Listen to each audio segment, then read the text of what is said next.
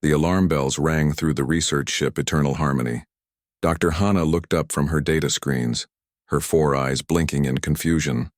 The ship rarely encountered anything exciting during their long mission studying primitive lifeforms across the galaxy. "What is happening?" she asked Commander Yuna, who was already moving toward the bridge. "We picked up a distress signal," Yuna replied, her blue skin showing stress patterns. "Very old signal. 3 weeks old." Hana followed the commander to the bridge. The main screen showed a small human transport ship floating dead in space. Its hull was torn open in several places, and no lights showed in its windows. "Vorthak raiders," said Jin Woo from his tactical station. "The attack patterns match their style. They hit fast and take everything valuable." Yuna studied the broken ship. "Any life signs?" "None that our sensors can detect," Jin Woo replied. "But human technology is primitive. Maybe our scanners cannot see through their hull properly." "We should check anyway," Hana said, "for science. Human behavior during crisis situations could provide valuable data." Yuna nodded. "Prepare a boarding team. Full protective gear. That ship has been dead for 3 weeks." 20 minutes later, Hana floated through the airlock into the human ship. The smell hit her first. Stale air, unwashed bodies, and something else she could not identify. Her breathing mask filtered most of it out, but enough got through to make her stomach turn. Kenji, the ship's doctor, scanned the corridors with his medical equipment. "The air is barely breathable," he reported. "Oxygen levels are critically low. Carbon dioxide is dangerously high." They moved through the ship carefully. The first bodies they found were near the bridge. 3 humans killed quickly when the raiders attacked. Their faces showed surprise but not fear. They had died too fast to be afraid. "The life support systems are completely dead," reported Baksu, their chief engineer. He was examining a control panel. "No power, no air recycling, no heat. This ship became a tomb the moment the raiders finished with it." They continued searching. More bodies in the cargo bay. 2 more in the passenger section, all killed during the initial attack. "Wait," Kenji said, stopping at a sealed door. "I am getting readings from behind this barrier." The door was locked from the inside. Baksu worked to override the controls while Hana and Kenji prepared their medical equipment. If someone was alive in there, they would need immediate help. The door finally opened with a loud hiss. Air rushed out, and with it came the strongest smell yet. But also something else, the sound of breathing. A man sat in the corner of the small storage room. He was thin, very thin, and his clothes hung loose on his body. His hair was long and dirty, and his face had weeks of beard growth. But his eyes were clear and alert. "Finally," the man said in the human language. His voice was hoarse but steady. "I was starting to think no one would find me." Hana translated for the others while Kenji immediately began scanning the human with his medical equipment. "This is impossible," Kenji whispered. "His body should be dead. The air in this room has almost no oxygen left.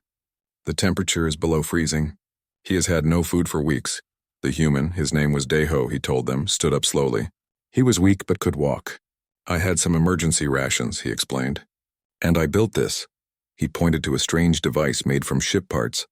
"It takes carbon dioxide and turns it back into oxygen. Not very efficient, but it worked long enough." Baksu examined the device. His eyes grew wide. "This should not work," he said. "The power requirements alone should make it impossible. And these parts? They are not designed to work together." Deho shrugged. "I had to make do with what was available. The raiders took all the good stuff." "How long have you been in here?" Hana asked. 21 days, Deho replied. "I kept count by scratching marks on the wall. 21 days since the attack." Kenji's medical scanner was making worried beeping sounds. "You should be dead," he told Deho directly.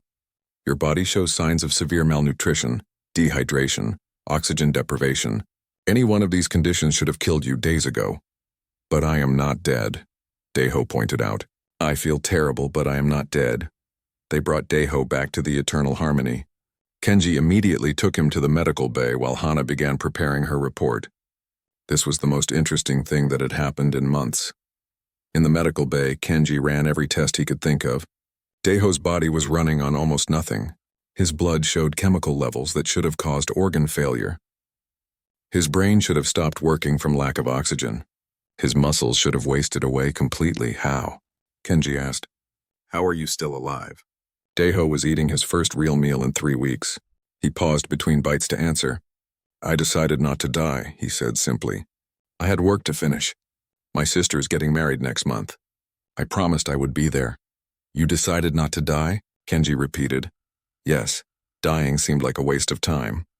Commander Yuna visited the medical bay to interview Daeho personally. She had read Hana's preliminary report and found it disturbing.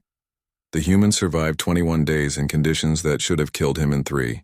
She told Kenji privately, "Our computers cannot explain how this is possible." "Maybe our data about humans is wrong," Kenji suggested. "Maybe," Yuna agreed. "Or maybe this human is special." She sat down across from Daeho, who was now looking much better after food and medical treatment. "Tell me about your survival," she said through the translation device.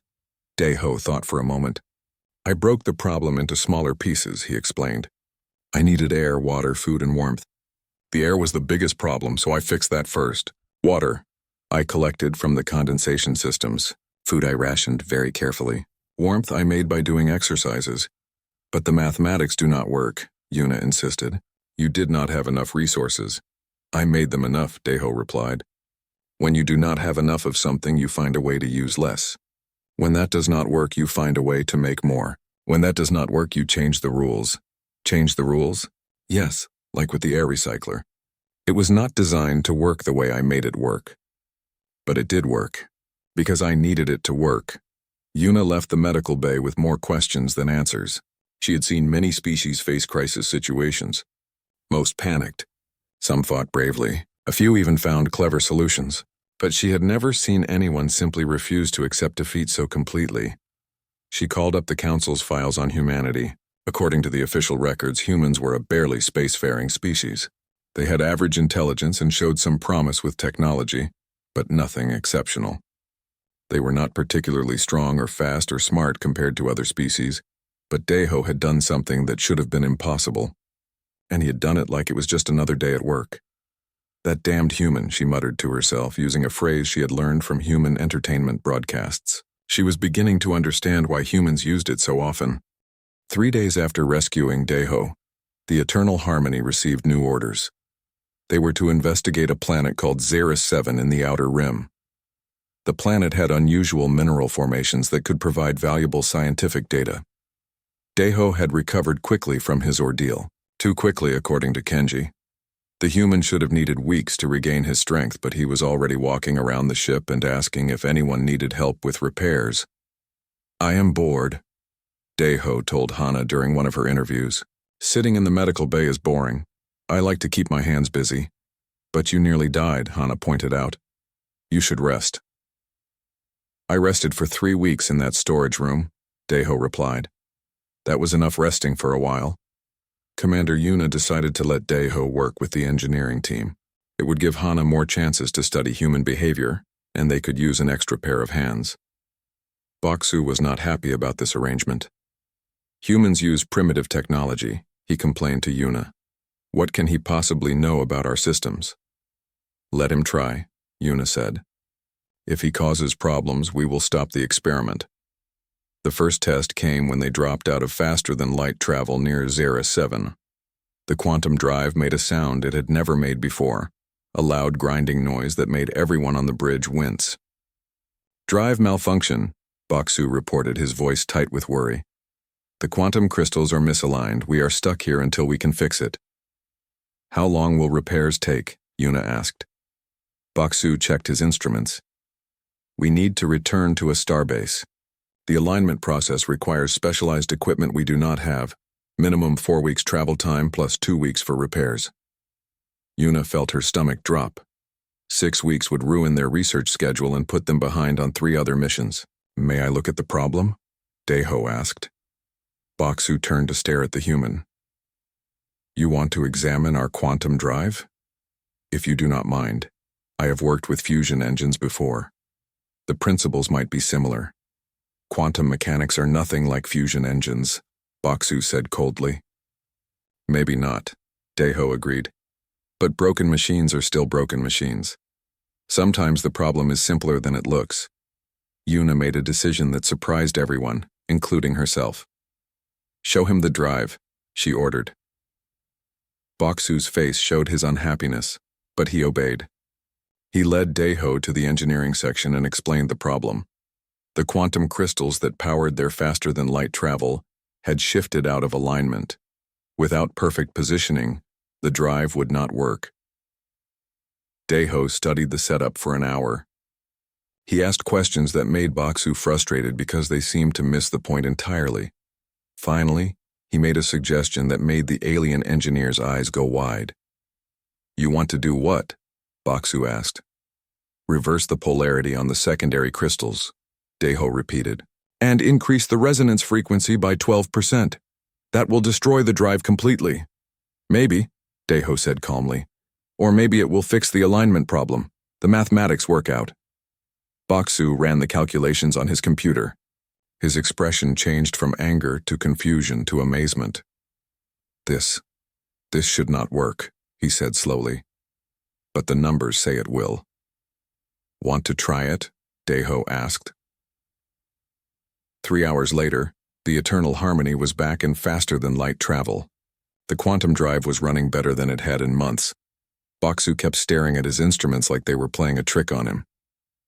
"How did you know that would work?" he asked Deho. "I did not know," Deho admitted. "But the problem was that the crystals were out of position, right? So instead of moving them back to where they should be, I changed where they should be. Sometimes it is easier to change the target than to hit the old target." The next test came on 07 itself. The planet had a poisonous atmosphere and acid rain that could eat through metal. The landing party wore special environmental suits that could protect them for 6 hours. Hana, Deho, and 2 other scientists landed near the mineral formations they needed to study. The work was going well until Jinwoo's suit began making warning sounds. "Suit breach," he reported. "The acid rain is eating through the protective coating faster than expected." Hana checked her own suit. The warning lights were starting to flash. "How long do we have?" "Maybe 2 hours, Jinwoo said. "Not enough time to finish the survey and get back to the ship." "We abort the mission," Hana decided. "Our safety is more important than the data." "Wait," Deho said. He was examining Jinwoo's suit with a small tool. "I can fix this." "Fix what?" Hana asked. "The acid is dissolving our suits. You cannot stop a chemical reaction." "I cannot stop it," Deho agreed. "But I can slow it down, and I can make the suits work longer with less protection." He opened an access panel on Jinwoo's suit and began making adjustments. Then he did the same to the other suits, including his own. "What are you doing?" Hana demanded. "Changing how the air recycling works," Deho explained while he worked. "These suits are designed to be safe, which means they use extra power and extra air. But if we accept a little more risk, we can make them last much longer." "More risk?" Jinwoo asked nervously.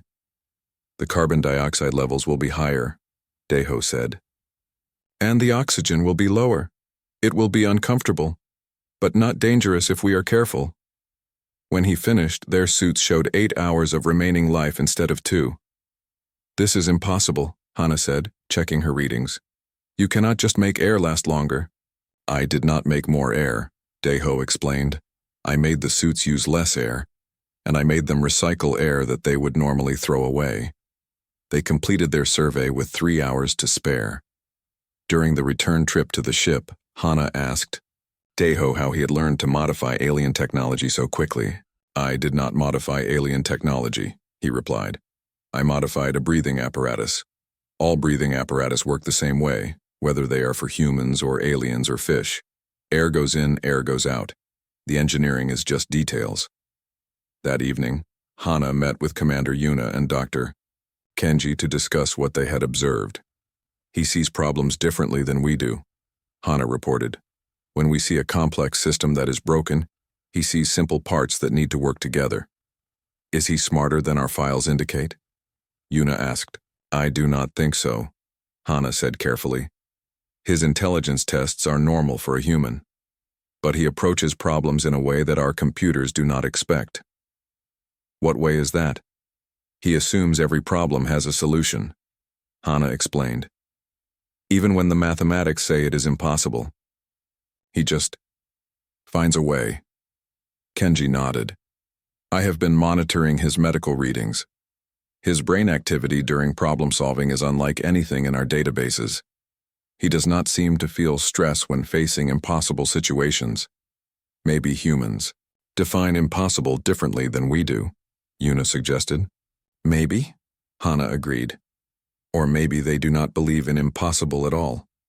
Commander Yuna looked out at the stars streaming past their ship. Daeho was probably in the engineering section right now, helping Baksu with routine maintenance and asking questions that made the alien engineer think about his job in new ways. She was beginning to understand that rescuing this human might have been a mistake. Not because he was dangerous, he was helpful and friendly, and seemed genuinely grateful for their help, but because he was making them all question things they had always accepted as true. When someone could turn 6 hours of air into 8 hours of air just by changing how it works, what else might be possible that they had never considered? The emergency signal came during the night shift. Commander Yuna was pulled from her sleep by the urgent beeping of her communication device. Commander, Jinwoo's voice was tight with stress. We have received a distress call from the passenger liner New Seoul. They are under attack by Vorthak raiders in the Broken Stars asteroid field. Yuna was fully awake instantly. The Broken Stars field was notorious among space travelers. Thousands of asteroids tumbled through space there, some as large as moons. Ships that entered the field rarely came out in one piece. How many aboard the New Seoul? She asked, already moving toward the bridge. 12,000 civilians, Jinwoo reported. Mixed species. 800 humans among them. Yuna reached the bridge and studied the tactical display. The New Seoul was deep in the asteroid field, surrounded by 6 Vorthak destroyers. The passenger liner was not a warship. It had no weapons and only basic shields. Time to reach them? She asked. 4 hours at maximum speed, reported their pilot Hyunwoo. The New Seoul will not last 4 hours against 6 destroyers, Jinwoo said grimly. Yuna knew he was right. The Eternal Harmony was a research vessel, not a warship. They had some defensive weapons, but nothing that could challenge even 1 Vorthak destroyer, much less 6. Council protocol requires us to attempt rescue, she said finally, even if the chances are poor. The chances are 0, Jinwoo corrected. This is suicide. Daeho appeared on the bridge, still wearing his sleep clothes. I heard the alarm, he said. What is happening? Yuna explained the situation. Daeho studied the tactical display carefully, asking questions about the asteroid field and the capabilities of both ships. The Vorthaks are smart, he said finally. They chose this location because no one can send help. Any rescue ship has to come through the asteroids, and that makes them vulnerable. Exactly, Yuna agreed, which is why this mission is hopeless. Not hopeless, Daeho said. Just difficult, Jinwoo laughed bitterly. 6 warships against our research vessel? That is not difficult. That is impossible. Daeho was quiet for a moment, still studying the display. What if we do not fight the warships? He asked. What do you mean? Yuna asked. The Vorthaks are using the asteroid field as protection, Daeho explained. They know rescue ships cannot maneuver well among the asteroids. But what if we use the asteroids against them? Use them how? Daeho pointed to the largest asteroid on the display. It was roughly spherical and about 5 kilometers across. What would happen if that asteroid suddenly moved? Asteroids do not suddenly move, Jinwoo said. They do if something hits them hard enough, Daeho replied. The bridge fell silent as everyone realized what he was suggesting. You want to crash our ship into an asteroid? Yuna asked. Not crash, Daeho corrected. Impact at precisely calculated angle and velocity. The asteroid will move. When it moves, it will hit other asteroids. Those will move and hit more asteroids. Chain reaction. That will destroy everything in the field, Hyunwoo said, including us in the New Seoul. Not everything, Daeho said. Not if we calculate correctly. The chain reaction will destroy the Vorthak ships, but there will be a safe zone in the center, like the eye of a storm. Baksu had arrived on the bridge and was listening to the conversation. Show me the mathematics, he demanded. For the next hour, Daeho worked with the ship's computers to model his plan. The calculations were incredibly complex. They had to account for the mass and velocity of thousands of asteroids, the gravitational effects of nearby planets, and the precise timing needed to create a safe zone. This is insane, Baksu said when he saw the results.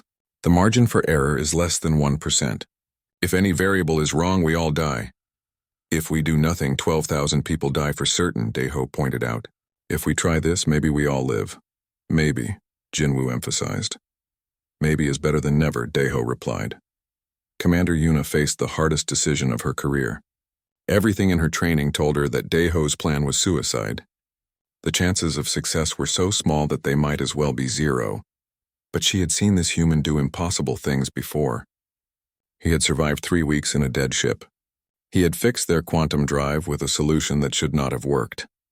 He had made their environmental suits last twice as long as they were designed to. We do it, she decided. The Eternal Harmony entered the Broken Stars field at maximum speed. The Vorthak ships immediately detected them and began moving to intercept, but Yuna kept the ship heading straight for the large asteroid that Daeho had selected. They think we are trying to ram them, Jinwoo reported. They are positioning to block our approach to the New Sol. Perfect, Daeho said. Let them think that. As they approached the asteroid, Daeho made final adjustments to their course. The margins were impossibly tight. They had to hit the asteroid at exactly the right spot, at exactly the right speed, at exactly the right angle. Impact in 30 seconds, Hyunwoo announced. All crew. Brace for collision, Yuna ordered. 20 seconds. Daeho was calm, his hands steady on the navigation controls. Angle correction 2 degrees starboard, he said. 10 seconds. 5. The Eternal Harmony struck the asteroid with tremendous force. The impact threw everyone on the bridge against their restraints. Alarms screamed throughout the ship as systems overloaded and failed, but they were still alive. On the main screen, they watched the asteroid begin to move. Slowly at first, then faster as it picked up momentum. It struck a smaller asteroid which spun off to hit another one. Within minutes, the entire field was in motion. The Vorthak ships tried to escape, but they were trapped among the tumbling rocks. One by one, their destroyers were crushed by asteroids or torn apart by gravitational forces. The New Sol rode safely in the center of the chaos, exactly where Daeho had predicted it would be.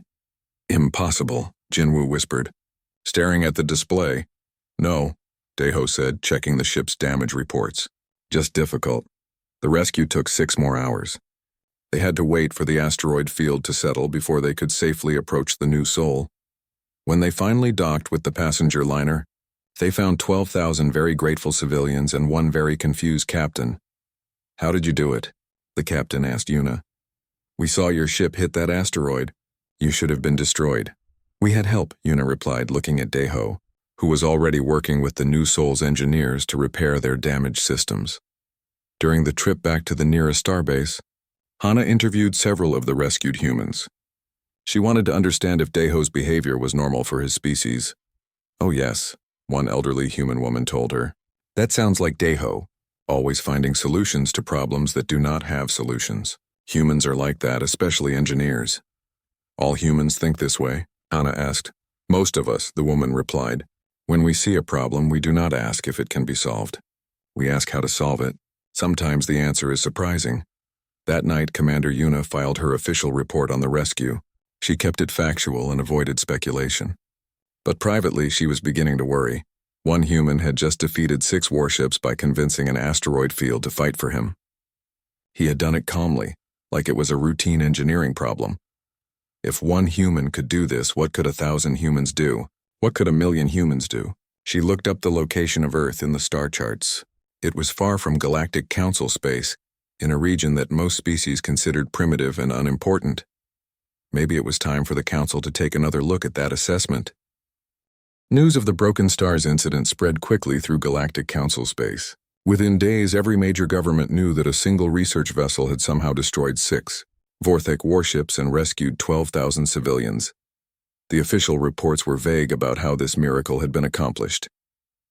But rumors spread faster than official reports, and soon everyone was talking about the human who had convinced asteroids to fight for him. Ambassador Sujin arrived aboard the Eternal Harmony 3 weeks later, accompanied by Dr. Yuri, the Council's most respected xenopsychologist. They came to interview Daeho personally. The Council is very interested in your recent actions, Sujin told Daeho during their first meeting. Defeating 6 warships with a research vessel is quite remarkable. Daeho looked uncomfortable with the attention. I did not defeat anything, he said. The asteroids did all the work. I just gave them a push in the right direction. Dr. Yuri made notes on her tablet. You speak as if the asteroids chose to help you. Everything wants to move, Daeho explained. Asteroids, planets, stars. They are all moving already. Sometimes you just need to help them move in a direction that is useful to you. But you calculated exactly how they would move, Sujin pointed out. That requires understanding forces and mathematics that most species find very difficult. The mathematics were not difficult, Deho said. They were just complicated. Complicated is not the same as difficult. Dr. Yuri exchanged glances with Sujin. In their experience, most species treated complicated and difficult as the same thing. Tell us about your planet, Dr. Yuri said. What is Earth like? Deho's face brightened. Earth is beautiful, he said. But also dangerous. Always dangerous. Dangerous how? Everything tries to kill you, Deho said cheerfully. The weather, the animals, the plants, the ground, the water. Even the air tries to kill you sometimes, Dr. Yuri. Thought he was joking until she accessed the Council's files on Earth. What she found made her stomach turn. Earth had experienced 12 major extinction events in its history.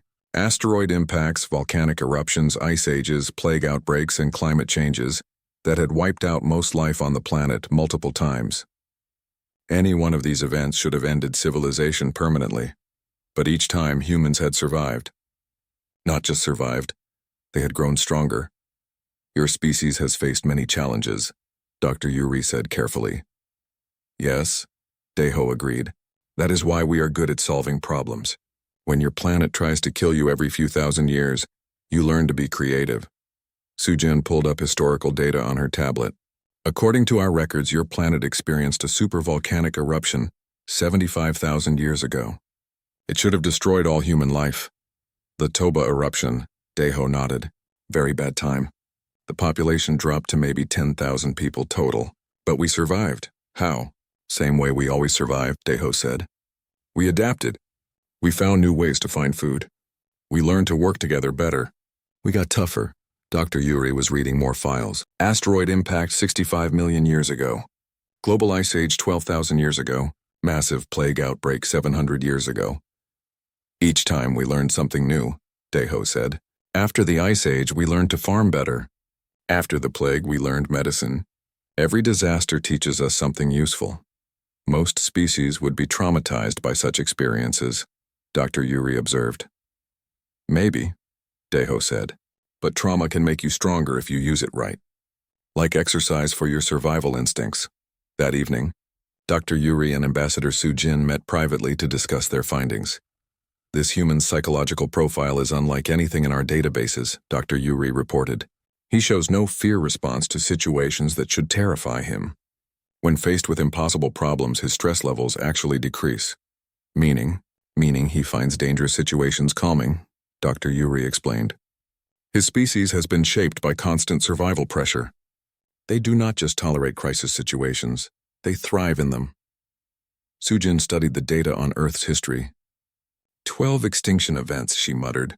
Any other species would have given up after the first one. Humans do not appear to understand the concept of giving up, Dr. Yuri said. Their language does not even have a proper word for impossible situation that cannot be solved. What do they call such situations? Challenges. Sujin felt a chill run through her body. She had seen many species in her diplomatic career. Warrior races that conquered through strength. Genius races that solved problems through intellect. Ancient races that survived through wisdom. But she had never encountered a species that simply refused to acknowledge defeat. We need to understand their full capabilities, she decided. Access all available data on human history and technology. The research took 3 days. When they finished, both Dr. Yuri and Ambassador Sujin were deeply disturbed by what they had found. Humans had developed nuclear weapons while still using horses for transportation. They had reached their moon before they had reliable computers. They had created artificial intelligence while still fighting wars with metal projectiles. Their technological development makes no sense, Dr. Yuri said. They leap ahead in some areas while remaining primitive in others. Because they do not develop technology systematically, Sujin realized. They develop whatever they need to solve immediate problems. When they needed to travel to space, they built rockets. When they needed to calculate orbital mechanics, they built computers. Each advance comes from necessity, not from logical progression. Look at their war history, Dr. Yuri added, pulling up more files. They have been fighting constantly for their entire recorded history. But instead of destroying themselves, each war makes them more innovative.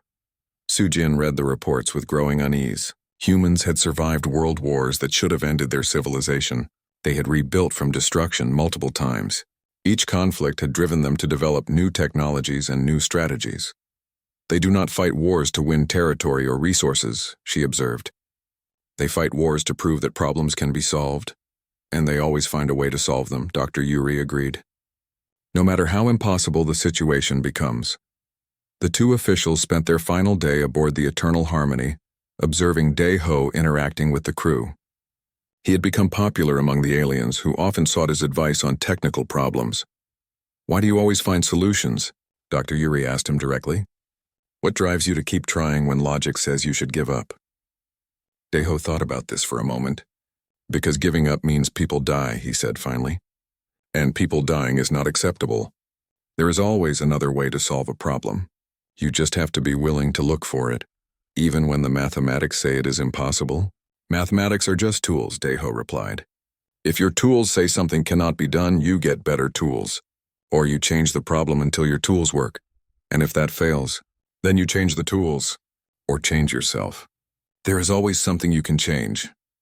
Ambassador Sujin filed her report with the Galactic Council 3 days later. Her recommendations were classified at the highest levels. But the summary was simple. Humanity should be reclassified from developing species to potential galactic threat, level unknown. Not because humans were aggressive or warlike, but because they were unkillable. They adapted to any challenge, survived any disaster, and solved any problem. They did not conquer other species. They made other species want to be like them. The report ended with a disturbing observation. If current trends continue, within 100 years, every species in the galaxy will be asking humans to solve their problems. Within 200 years, human thinking will dominate galactic civilization not through conquest, but through usefulness.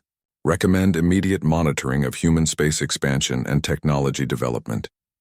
But Dae-ho knew nothing about political classifications or threat assessments. He was too busy helping Boksu redesign the ship's waste recycling system and teaching Hyunwoo a new piloting technique he had thought of. The ancient weapon appeared in the Centauri sector without warning. One day the space was empty. The next day a massive structure hung between the stars, dark and silent and wrong. Admiral Taehoon received the first reports while reviewing fleet positions at Council headquarters. The structure was enormous, larger than most space stations made of materials that their sensors could not identify. What is it? He asked his intelligence officer. Unknown, came the reply. But it is scanning everything in the system.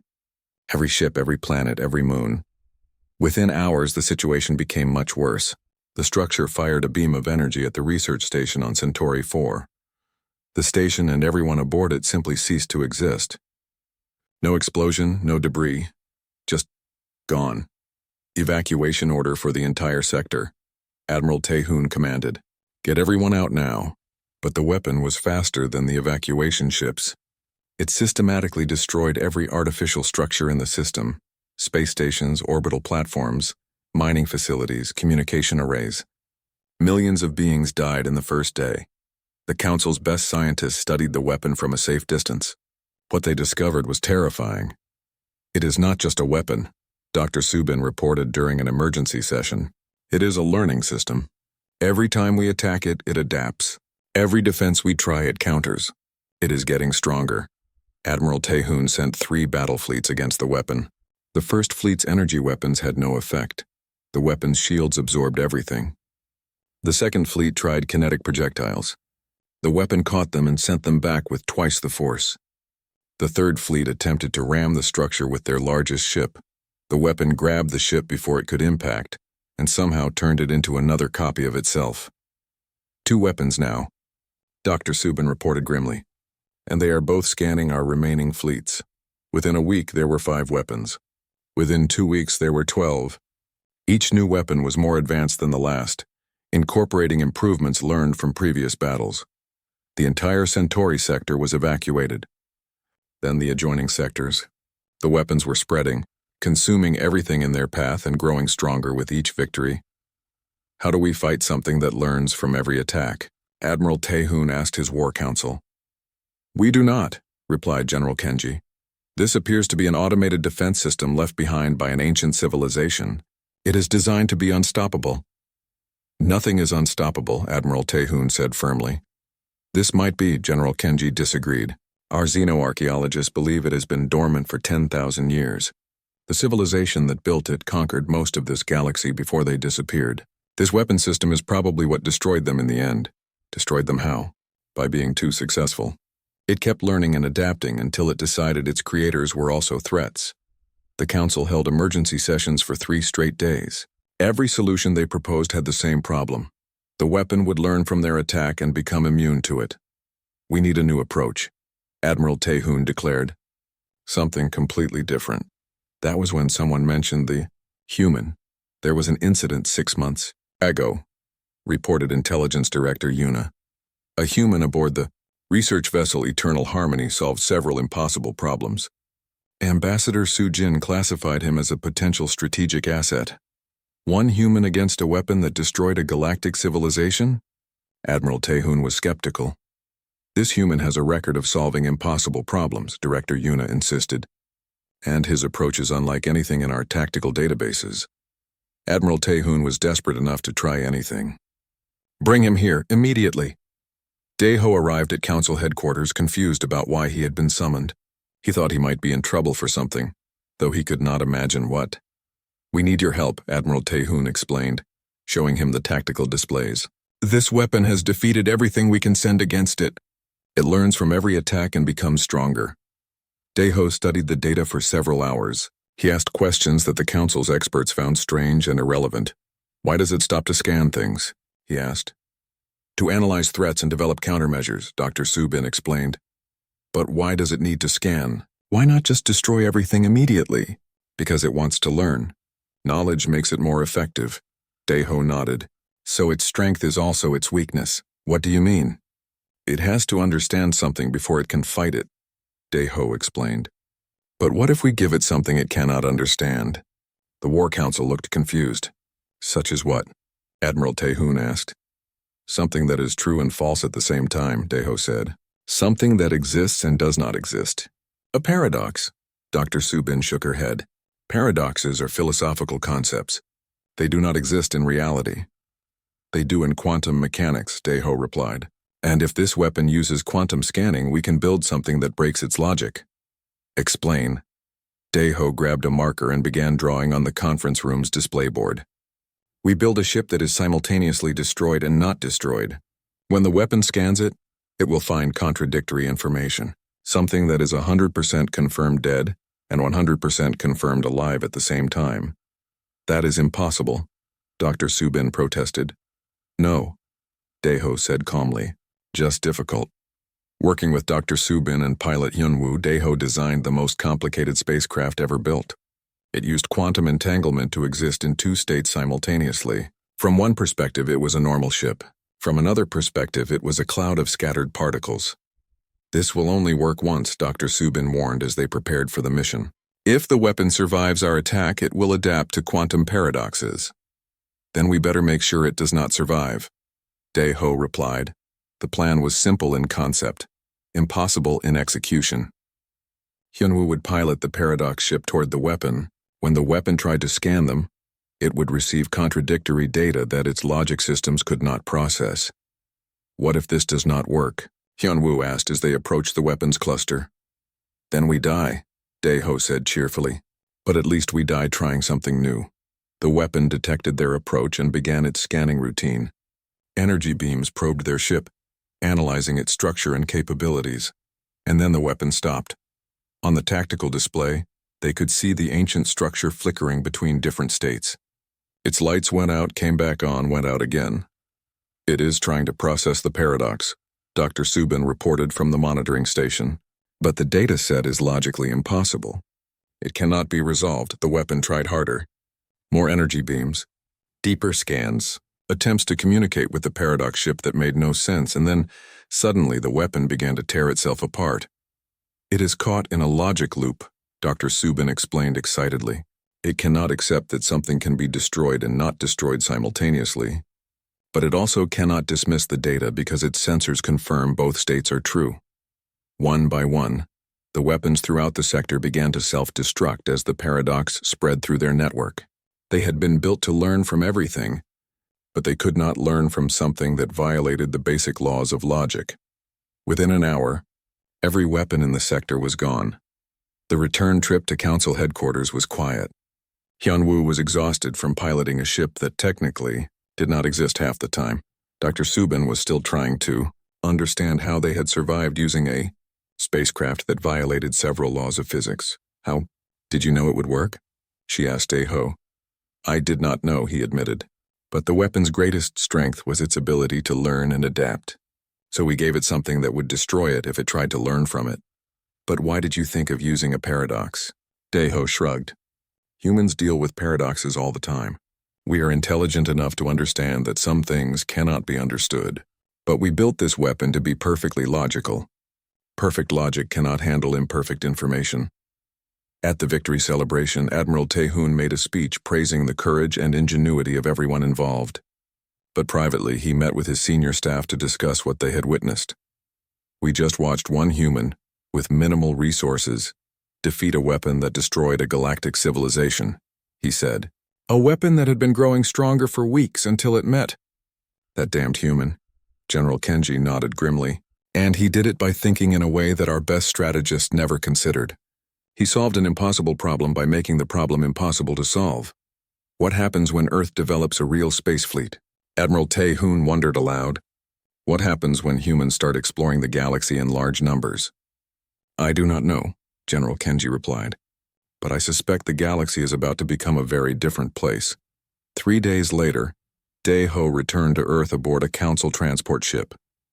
He was looking forward to his sister's wedding, and the chance to tell his family about his adventures. He had no idea that every major government in the galaxy was quietly beginning to prepare for the day when humans would join galactic civilization not as subjects, but as the species that other species turned to when they faced impossible problems. As Commander Yuna watched his transport ship disappear into faster-than-light travel, she spoke the thought that many aliens were beginning to have. I almost feel sorry for the galaxy. It has no idea what's coming, but then again, maybe that was for the best. Some things were easier to handle if you did not think about them to me.